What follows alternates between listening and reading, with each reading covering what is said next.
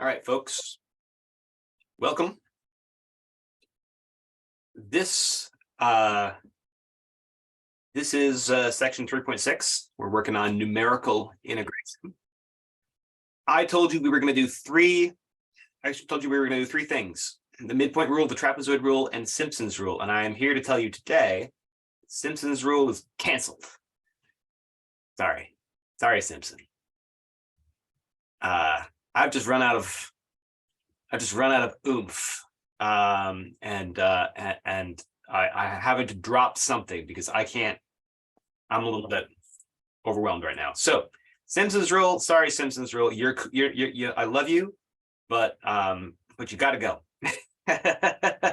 So we're just going to do these two. And these two are fine. These two are interesting. It's fun. It's interesting to compare the midpoint and the trapezoid rules, which we will do today. So we'll have some fun with that. But yesterday we talked about the midpoint rule, right? And so for the midpoint rule, what we talked about doing was, using this idea that you calculate the sample points by doing not like a plus I delta x, but rather a plus like a I minus a half delta x. And that just puts the sample point in the middle of each subinterval instead of on the right-hand side. Nice and simple. And so the result is that we get midpoints determining the heights of our rectangles, like so. But it is still rectangles. The trapezoid rule will take us away from rectangles, and instead we will start using trapezoids. I'll show you what it looks like. So the idea is on each interval,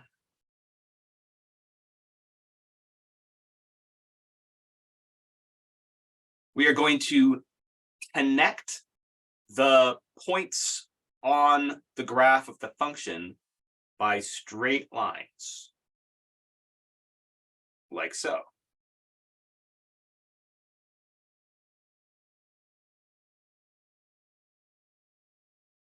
So the trapezoid rule, so you can think about it this way.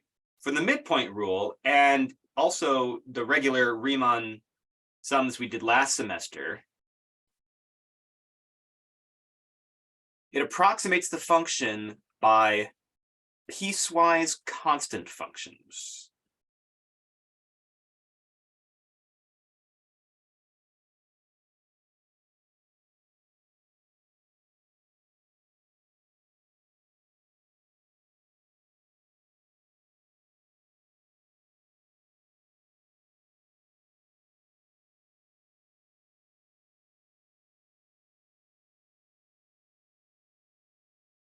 There we go.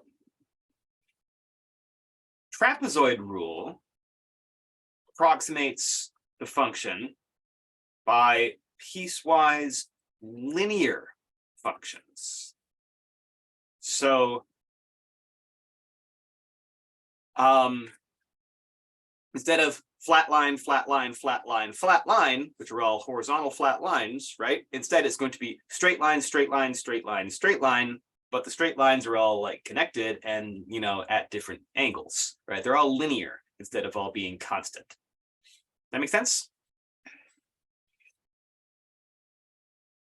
It's pretty cool. By the way, Simpson's rule approximates the function by piecewise parabolas. Quadratic functions, which is, so it's sort of a natural extension of the midpoint rule and the trapezoid rule in that way. Does that kind of make sense? It's like, hey, let's take each little segment of the function and then just like approximate it with a parabola. It's pretty sweet, actually. It's just kind of complicated. It's just like the actual work that goes into doing that is kind of like hefty. So it's just not worth our time. But anyway, so how are we gonna do this? The question that we need to answer next is how are we going to like come up with a formula that calculates the areas of these trapezoids, right? Because it's not just width times height any longer. Now it is genuinely, it's not a rectangle, it's an actual trapezoid, and a trapezoid has a different type of formula. So if I go to Google, I love Google, and I just ask it what's the area of a trapezoid, it gives me this sweet little cheat sheet, right? It tells me this. Let's grab this and pull it over. We'll use this.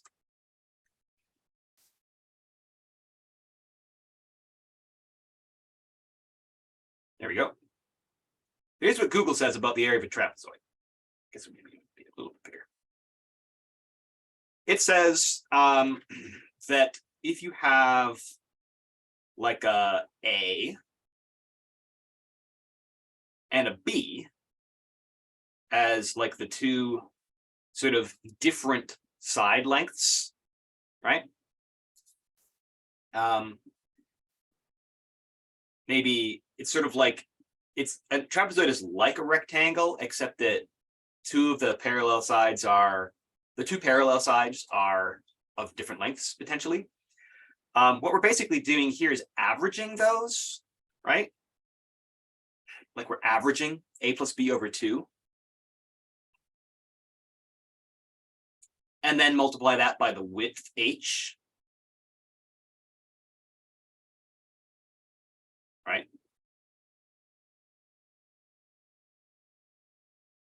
So it's kind of like saying that if we were to sort of cut this in half and cut this in half, we could sort of take this segment and move it over here, and then take like this segment, this triangle, and move it over here. And then if we did that, we would end up with a rectangle again, which you can kind of picture right there. Does that kind of make sense? There's averaging, right? You average the two sides. So for our purposes, our trapezoids are vertical, right? Our trapezoids look like here.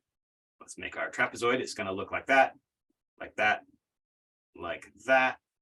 In general, the right side doesn't have to be taller than the left side. So, you know, it could be whatever. It could be anything. The point is we have a left side and a right side that are like different heights, right? So if this is, say, the first subinterval, then the distance, the height on like the left side here this is going to be f of x0. And the height on the right side over here is f of x1, right? So we just need to average those and multiply that by our width, delta x.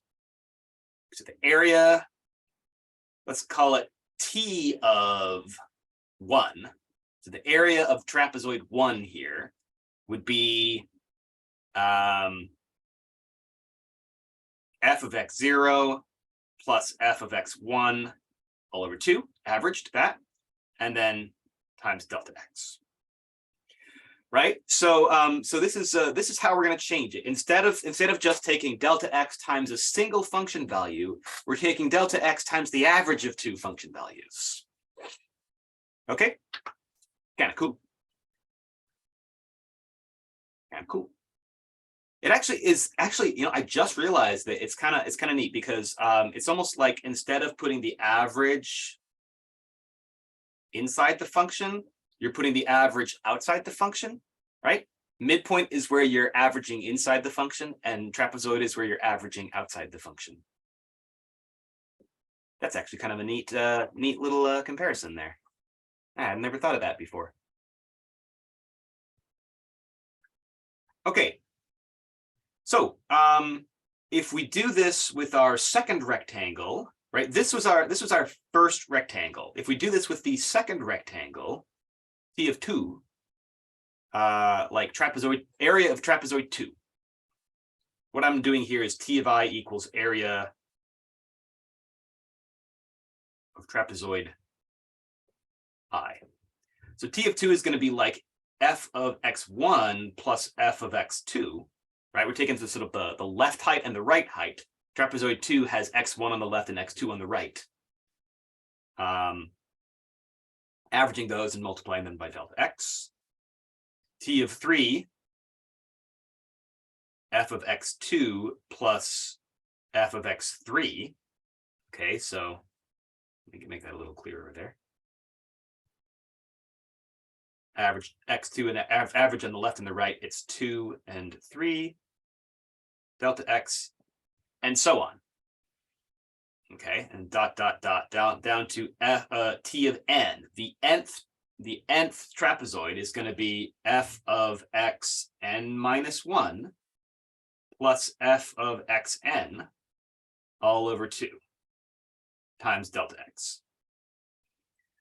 Okay, so if I'm adding up all the areas of these trapezoids from 1 to n, the first trapezoid to the nth trapezoid, what it's going to look like, all of these have a 2 in the denominator, right? And they all have a delta x on the outside, a delta x that they're multiplied by, because they're all multiplied by the width. So I can actually factor those things all out. I can put delta x over 2 on the outside, and then what I need to add up is the following. I just need to add up all of these function values like this, right? So what I'm going to have is f of x0 plus f of x1 plus f of x1 plus f of x2 plus f of x2 plus f of x3 plus dot dot dot until eventually we get to plus f of xn minus 1 plus f of xn. And then that'll be my sum of all the trapezoids, right? So I factored out the delta x over 2, and now it's just all these function values added together. So do you recognize any pattern here?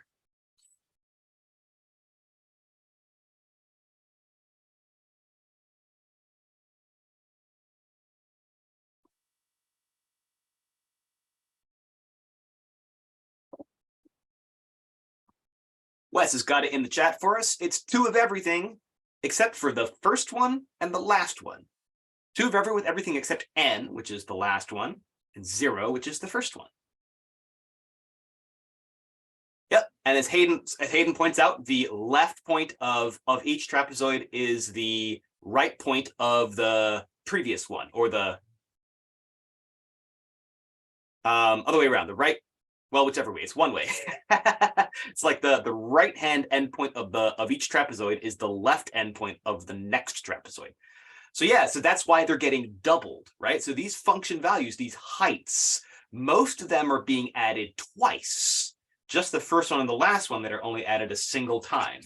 So we can sum this up by saying the way we approximate the value of an integral using the trapezoid rule is delta x over 2 times a big sum, where we have f of x0, but then we have 2f of x1 plus 2f of x2 plus dot dot dot down to 2f of xn minus 1 and just a single f of xn. And that's it. So we got all these 2's. So it's almost like what we were doing before, where you remember in Python yesterday, we added up all of the function values, right? And then we multiplied by delta x. This time we add up all the function values except we double most of them, right? We carefully double all of them except for the first one and the last one, and then we multiply by delta x over 2 for that sort of averaging factor. So let's see if we can write a program in Python today that does that for us, shall we?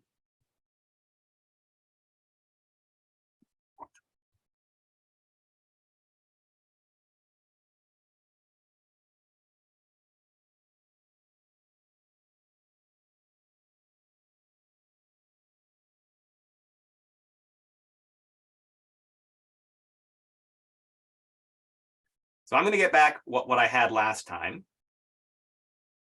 Hang on a second. I just need to open a file. Everybody, please head on over to online-python.com. I'll put that in the chat again.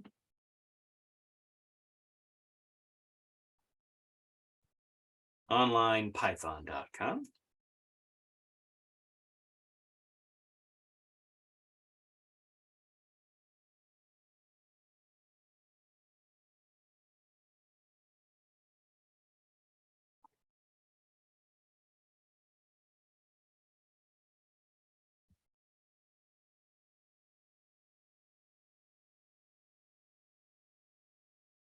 The first few things we did last time are this.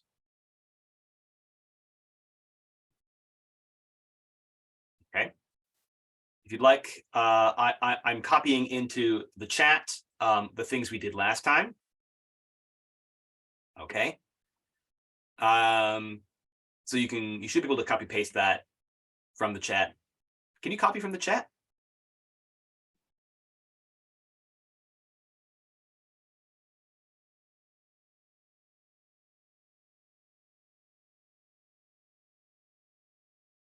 Can't copy from the chat? Yeah, you can't.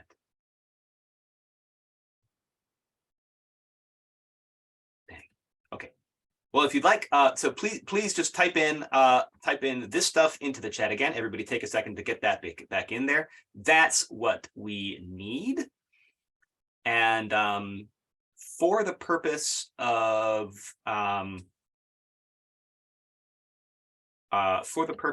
comparison later, I am also going to put the midpoint function back in again. So if you want that, I can open it up and you can copy that too. But that right there is the midpoint function we wrote last time, or very nearly so. I guess we called it result, not just res. I was abbreviating in my notes. Result, and we used in range n. Yep. Okay. Yeah. So.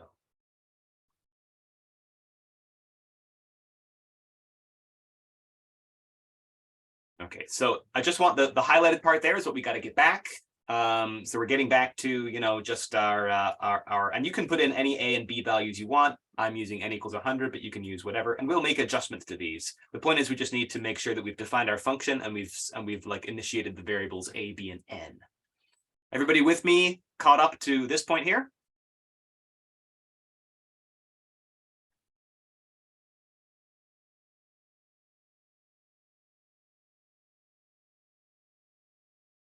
Okay. Please remember to holler at me if I'm going too fast or if you're stuck on something. Today, we are going to be, can I get rid of these? I can't. Today, we're going to be creating a new function called trapezoid. All right, so it's going to do the same thing as last time. It's going to take three inputs, A, B, and N, left side, right side, and number of subintervals that we're breaking into. Okay. And then we got to finish up that. So we got to put those in parentheses here with commas and then put a colon. And then when you hit enter on the next line down, it should be we should be one indent in. Okay, that means we're inside of the definition of that function. We're going to put the rest of the whole function inside, and the whole function's got to be one indent over, at least until we do a loop, and then that'll be two indents over. So here's what we want to do with our trapezoid rule. Again, we're going to basically, let's initiate a value called result.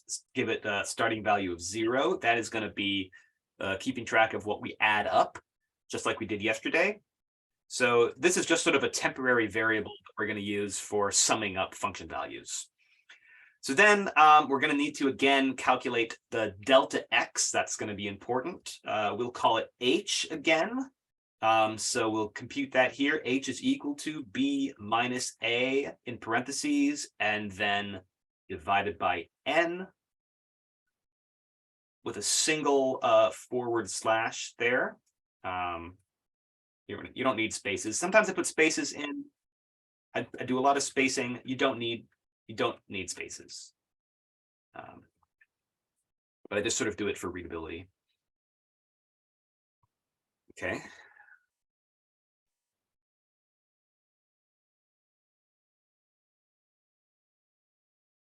Okay. And then what we're going to do is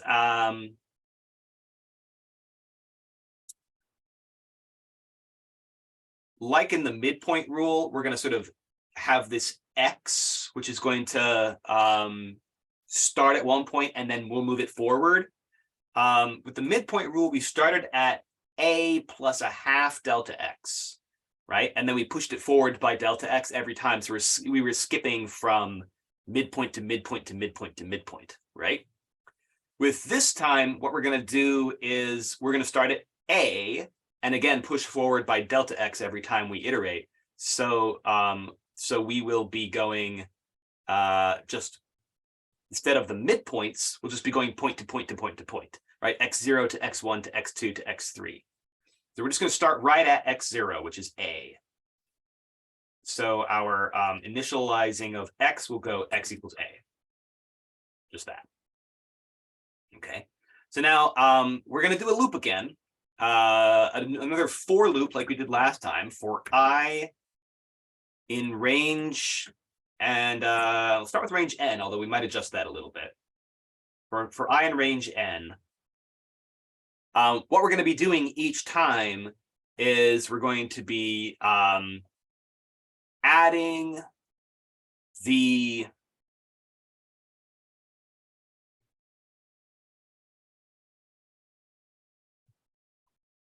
we're going to be like taking the result of our sum and we're going to be adding on f of x, okay? Adding in the f of x. So that's adding up one of the heights. And then also taking that x value that we use to compute the height and pushing it to the next one, okay? So this is exactly the same as what we did last time. But we need to be careful to basically double everything. We got to decide how we want to do this. We could like start at 1 and go all the way to n, or we could start at 0 and go all the way to n and add them all up. We could double them all and then maybe just subtract the first and last. Or we could start at 1 and go to n minus 1, add up all of those, double them, and then add in the first and the last one. So I'll kind of draw a picture of those two possible approaches, and we can decide which one we think is better.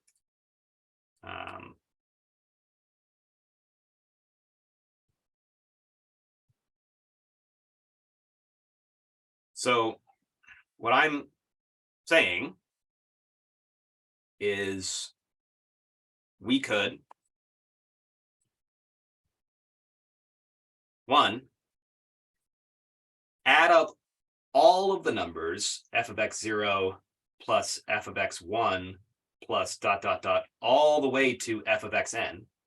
We could add up all of those, double it, and then subtract off an f of x0 and an f of xn because we were only supposed to have one of each of those. Or two, start at f of x1. So like skip the first number, right? Skip the very first one and just start at 1 and go all the way up to n minus 1. So f of x1 plus ... all the way up to f of xn minus 1. Let's do those, double those, and then add on the x0 and the xn. These are two possible approaches we could take. You guys have an opinion? Second one? We have one vote for second one.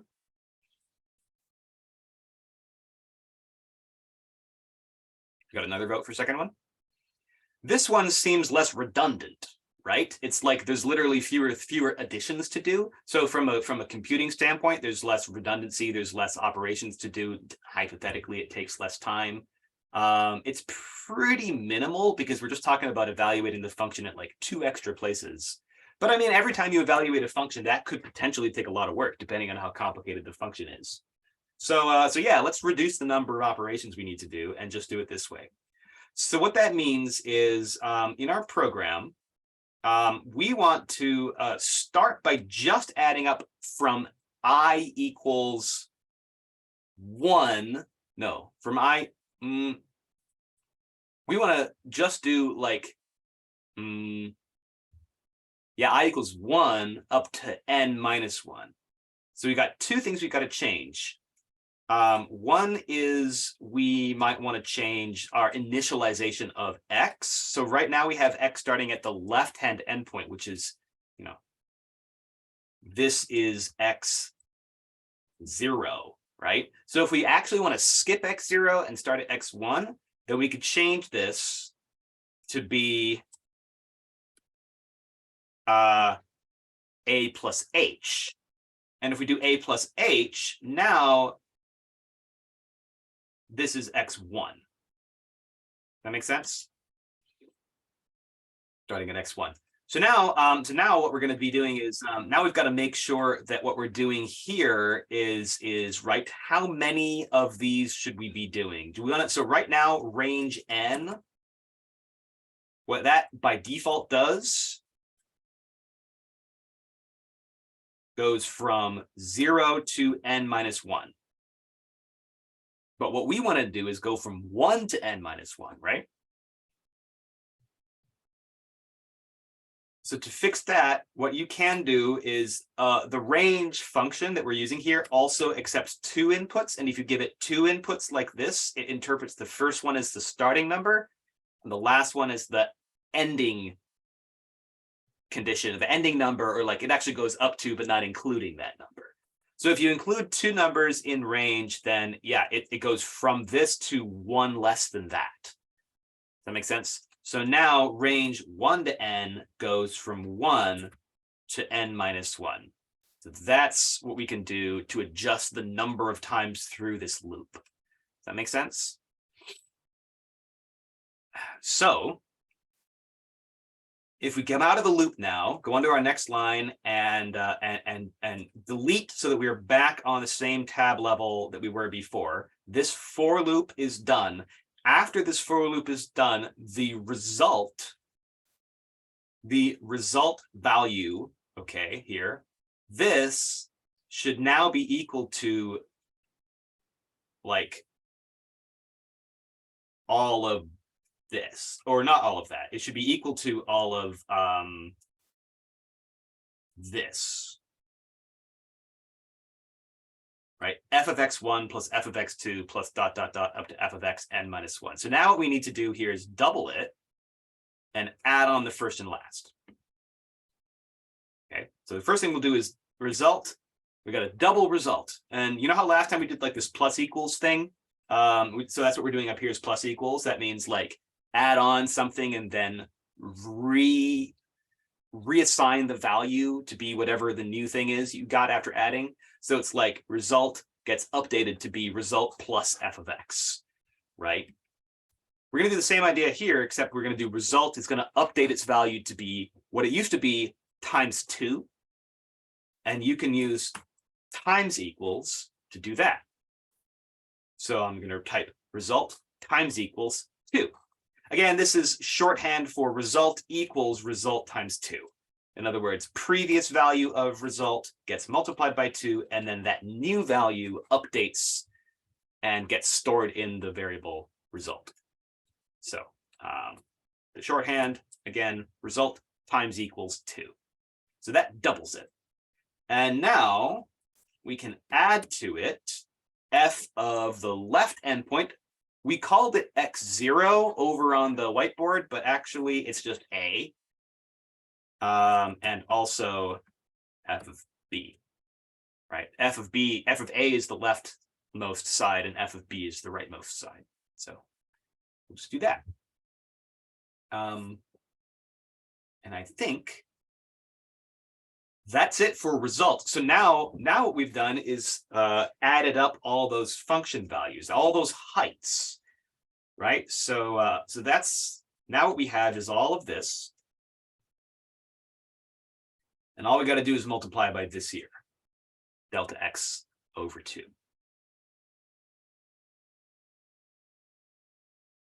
So I'm going to say return result times h over 2.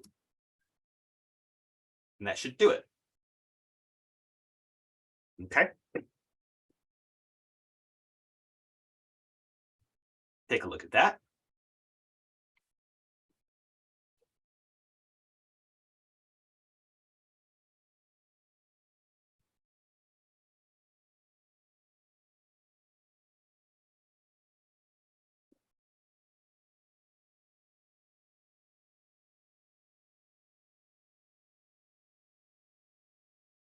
Is this fun?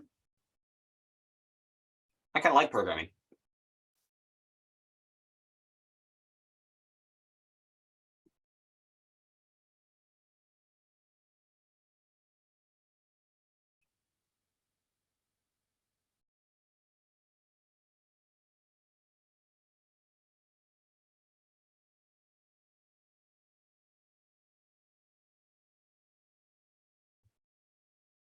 I know some of you with experience programming are enjoying this because it's like you're getting to see how you connect. If you don't have experience programming and you're finding it kind of confusing, that's okay. It's it can give you a sense of like how this is done. You know, how do people actually implement these numerical methods with a computer? And you know, it introduces you to a little bit of a programming language, which is probably good. I mean, there's very few jobs out there in STEM that aren't going to involve programming. One of the very few jobs that doesn't involve programming is like my job, teaching math or something, where it's like, well, I guess it does involve programming because now I've started teaching programming, you know, like it didn't used to, but I feel like the modern paradigm is kind of like begging me to use programming in my classes. So I'm getting started. This is like only the second or third time I've ever done this with a class. So yeah. Yeah, I'll go ahead and post code for you guys. That's okay. I will post code for you to see. Okay, so let's see. So what I want to do now is play around with our two functions. I'm just going to close that so we have our two functions there. Let's try them. So I want to print them both out. So one of the things we wrote yesterday at the end of our file here was print, and then in quotes, midpoint rule, colon, space, and then inside of the parentheses for the printing, we're going to print a second thing. And the second thing is going to be the output of the midpoint function we just wrote with a, b, and n as its inputs. So this here is going to print out a little thing when I run this now. There's a mistake. Oh, I know what the mistake is. Yeah, there we go. Try it again. Yeah, so this prints midpoint rule, and then it prints out what the midpoint rule gives me as an approximation. So I also want to print what the trapezoid rule is going to give me. So trapezoid rule, colon, space, and then I'll put the trapezoid function and pass it the variables a, b, and n, and then see what it does. Cool. So we can see here, make it a bit bigger. Oh, I forgot I could do this. Oh, that's right. So now I've run it, and it's got the midpoint rule and the trapezoid rule, and I can see the outputs, 2.6666, bunch of zeros, and then a 3. And then I have 2.6668, bunch of zeros, and then a 3, 4. Okay. Which of those is more accurate? I guess technically the first one is more, I think the first one's more accurate, right? Because the answer, I remember this from yesterday, the answer should be, the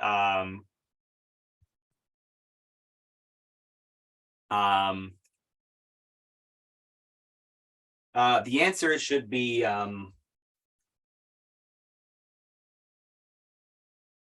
yeah, 2 2/3. Thank you, Cheyenne. 2.6 repeated. So I guess this is accurate to 4 decimal places, whereas this only gets 3 decimal places and then it's off a little bit. So midpoint rule is more accurate there. What if I reduce that a little bit? 50. Yeah, midpoint rule is still more accurate. I cut the number of rectangles in half there down to 50. We have 3 decimal places, 3 6s from the midpoint rule and only 2 from the trapezoid rule. Okay. In general, what would you guys expect to be more accurate in the long run? So I tested it with n equals 100 and n equals 50, and both times the midpoint rule was more accurate. But like in the long run, with large numbers, do you think we're going to get more accuracy from midpoint or trapezoid? Midpoint.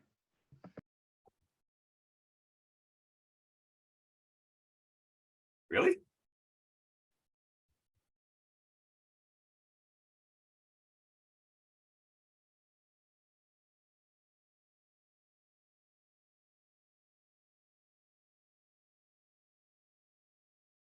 Oops. Oh, I cut off the end by accident. Oid.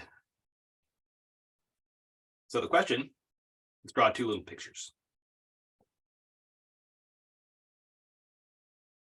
Go here. Do that. Do it bigger.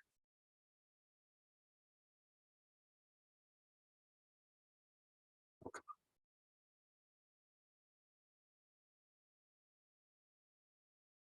on. Oh, come on. All right, I have to use my finger to make it work.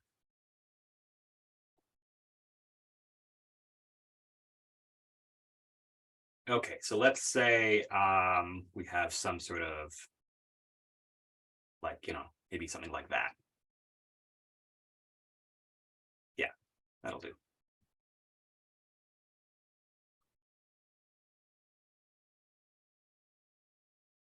And I'll reproduce the same graph over here as best I can.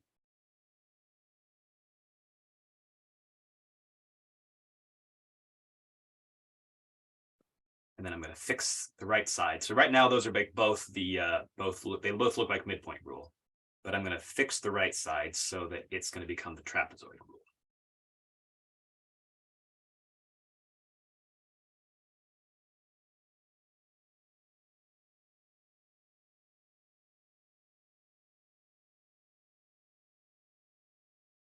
There we go.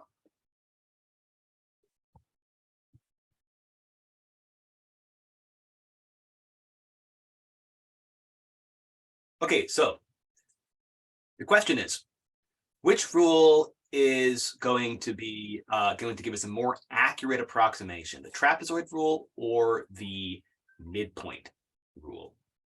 Well,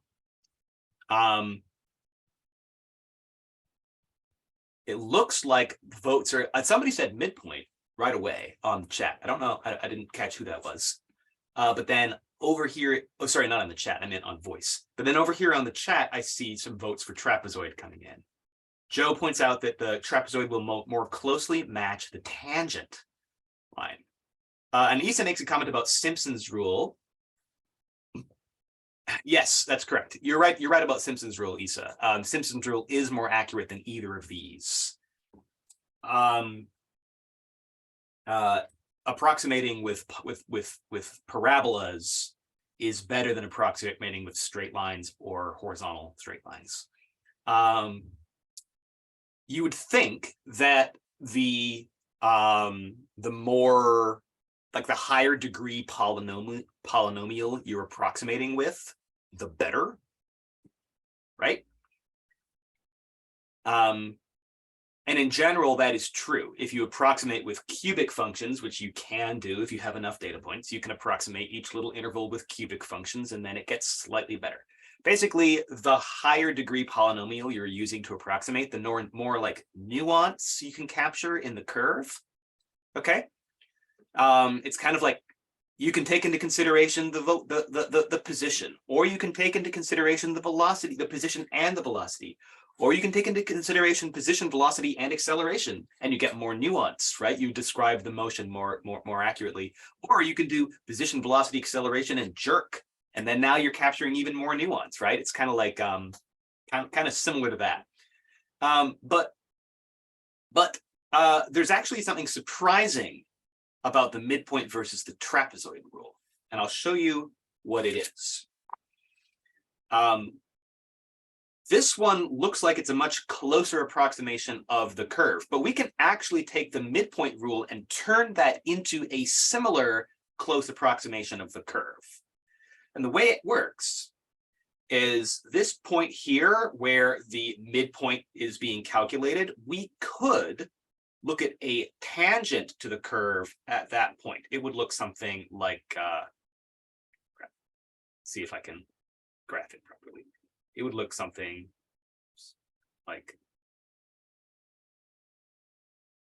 that. Okay. And because this is a straight line passing through the same point, the area of this triangle here actually equals the area of this triangle here.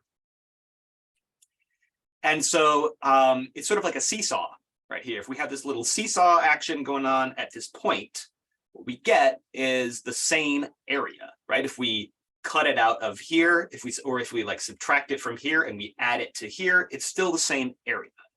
Right? So now we can imagine this midpoint rule as being areas not of rectangles, but also trapezoids. They're just different trapezoids, right? They're trapezoids where instead of using a secant line, it's using a tangent line. And by the way, the thing that says that you can find such a tangent line at that point right there is actually the, well, okay, never mind, actually, no, never mind. I was going to say something. This does rely, I was going to say something wrong. I was going to say something about this. But this this over here does rely on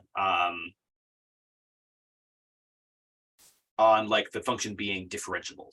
So let's assume we're talking about like a smooth differentiable function, because otherwise this gets a bit messy. The point is, this is a tangent line here. Whereas this one over here, this guy, oops, that's actually a secant line, right? So now I ask you, which one of these do you think is better? And it turns out, actually, the tangent line is better.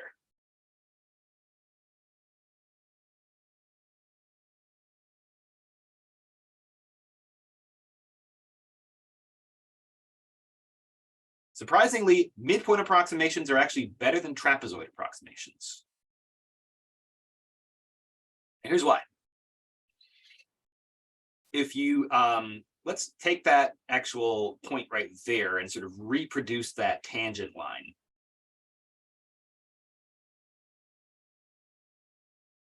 Goes like this.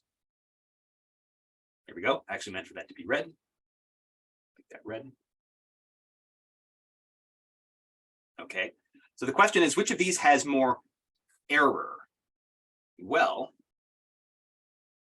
the error of the midpoint approximation is going to be in this little region and this little region.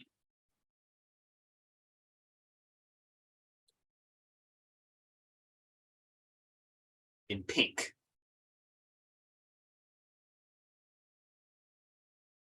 Okay, the error of the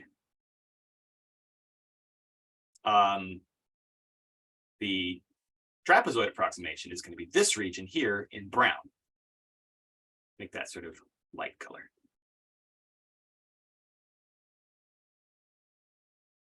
Or maybe yellow. There we go. Just trying to find something readable.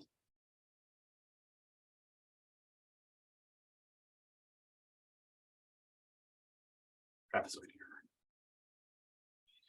Which of those looks bigger?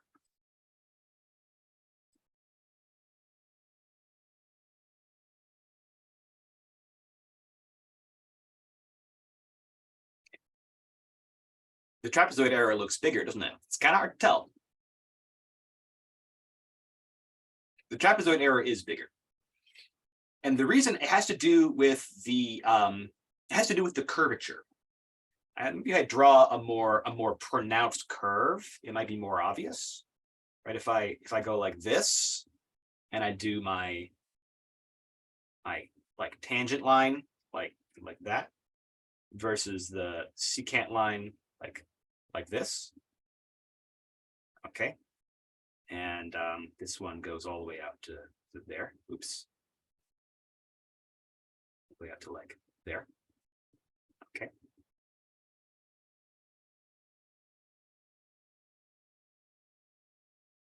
Okay.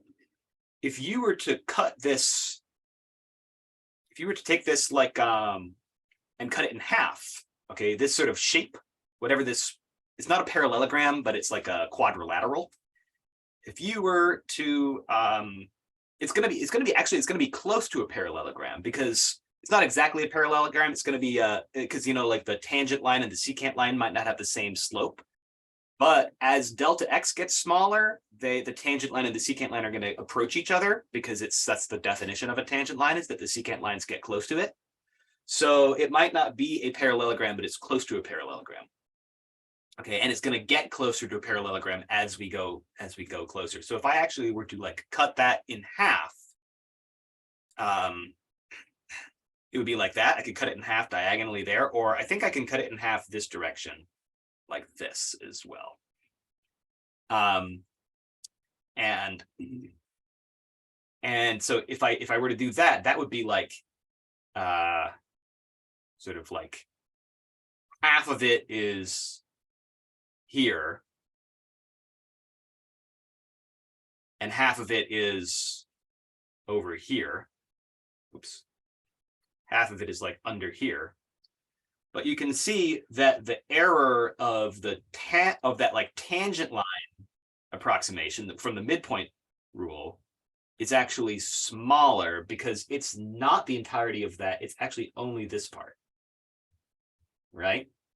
It has to do with the curvature. The curvature here is such that it'll always favor the midpoint rule over the trapezoid rule.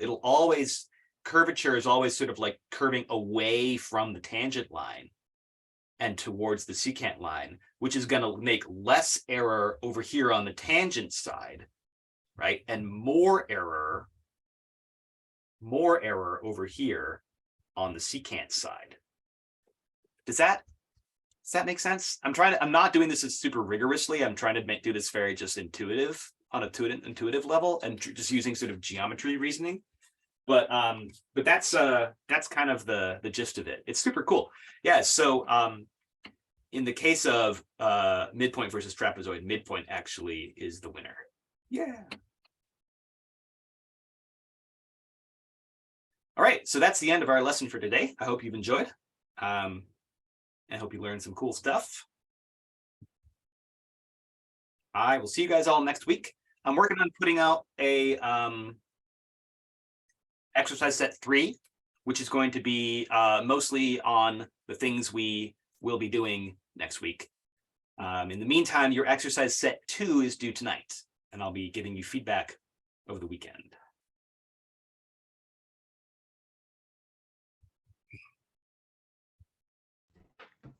So I had a question. When you're in the programming thing, trying to type e to the negative x squared, do you have to like define e in each function? Oh, if you're going to do it here? Yeah. Yeah, what you could do is you could approximate it. Okay. Something like that. Yeah. If you remember, so this is the first like 9 decimal places of e. So you could just do that. And then you could put a negative x squared in there. And the nice thing about e to the negative x squared, part of the reason I specifically gave you that version, is it doesn't require any it's just exponentiation, you know, so it doesn't require that importing a math library to do something like a sine function or whatever. So yeah, you can just do it all with this. Yes, you have to define E. If you just type E, it will have no idea what you mean because E is generally not already recognized by Python. It is on Desmos, of course, but not over here. You could though, you could start off with like a E equals. But then what's the point? I mean, it's kind of the same thing, right? Yeah. You're still typing in a bunch of decimals. All right, cool. Thanks. Sure.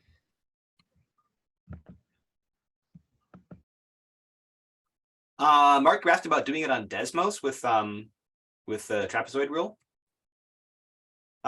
It's a little harder to do on Desmos.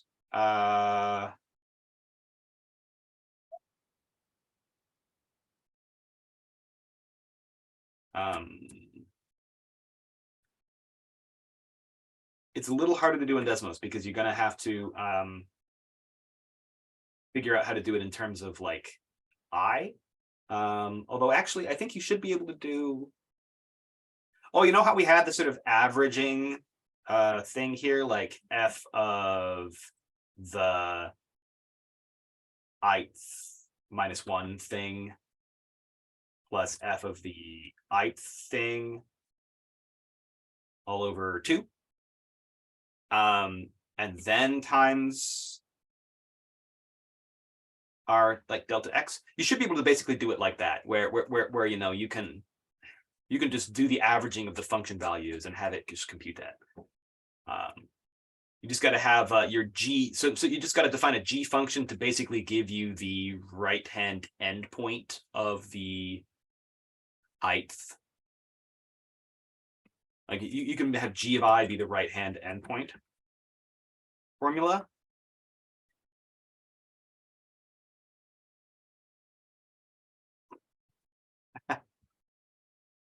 Yeah. I think that should work.